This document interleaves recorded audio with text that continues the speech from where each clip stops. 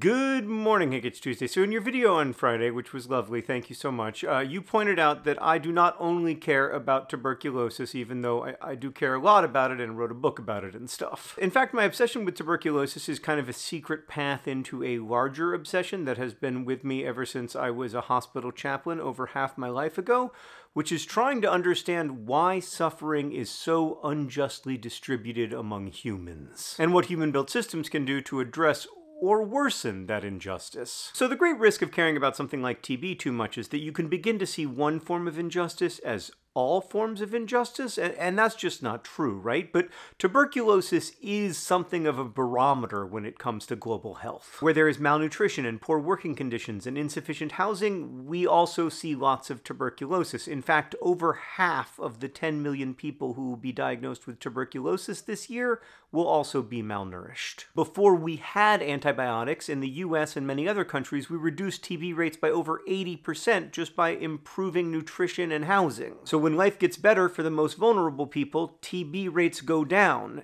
and not just among the most vulnerable. And this is one of my big frustrations, Hank. We know exactly how to drive down TB rates. We've done it all over the world, from Chile to Japan to Australia to the United States.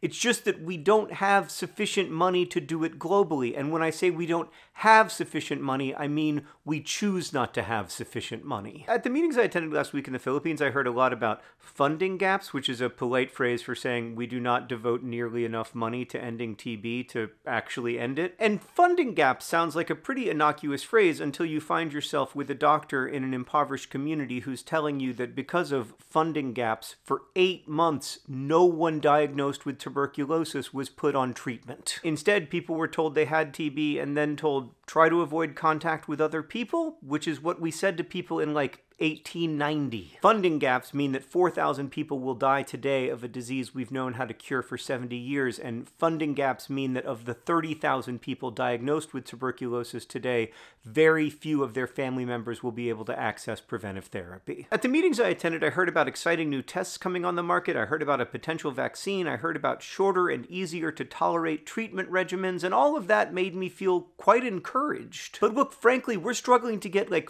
45-year-old treatment regimens to patients, let alone the newest technologies. And when I traveled with Doctors Without Borders to Tondo, a deeply impoverished community within Manila, I was reminded that when it comes to ending the TB crisis, nothing is easy. When I was in Tondo, I met with a 20-year-old man who'd just been diagnosed with tuberculosis, and he confessed to being terrified, not just for what this meant for him, but also what it meant for the 6 people he shares a room with. That sick young man, and he was very sick, needs to be put on treatment immediately, and his close contacts need to be put on preventive treatment, but actually accomplishing that is very difficult. Drug stockouts are common and preventive care is rare around the world. Hopefully this man will be able to access the treatment he needs. Hopefully his close contacts will be put on preventive therapy. Doctors Without Borders is certainly working very hard with the Philippine government to make sure that happens for as many patients as possible, but that work is frustrating and complicated, and unfortunately, shortages can be fatal. At the fancy meetings, I tried to communicate that when we talk about funding gaps, we are talking about over 1 million people dying needlessly each year of TB. And that's not even to grapple with the millions more deaths from malaria and diarrheal illnesses and other things that should have been eliminated decades ago from our world. Yes, there is progress to point to, ongoing reductions in child mortality and maternal mortality and so on,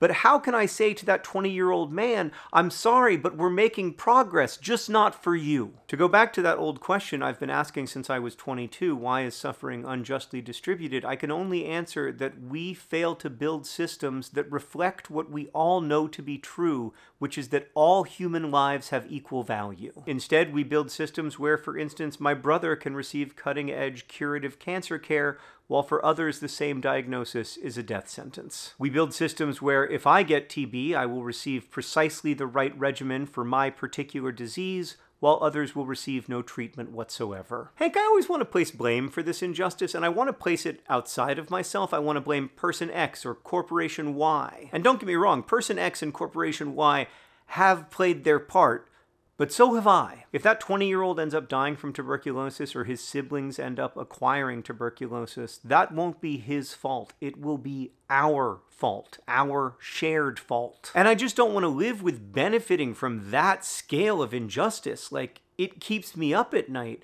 And it's not tuberculosis that's keeping me up at night. It's the fact that tuberculosis is one facet of a much larger injustice. And I would argue that actually should keep me up at night. Hank, I'll see you on Friday.